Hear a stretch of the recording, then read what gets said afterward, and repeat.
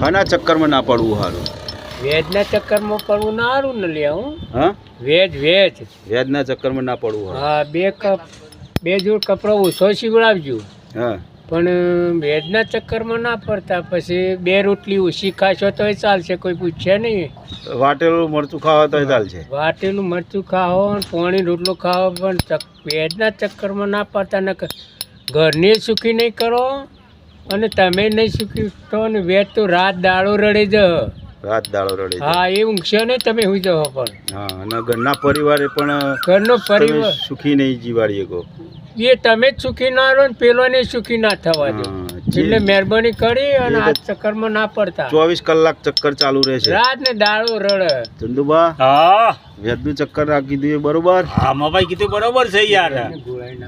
વેદ તો ઘોડા નહીં પોકે એટલે જો અને માથાના બાલ માથાના બાલ તો હમુદા કરી દો. 10% વેચાર રૂપિયા એટલે જય દ્વારકાધીશ. અમારો વિડીયો ગમે તો લાઈક કરજો અને શેર કરજો અને કોમેન્ટ તો કરજો જ યાર. ચમ નહીં કરતા? ચમ નહીં કરતા તમે યાર?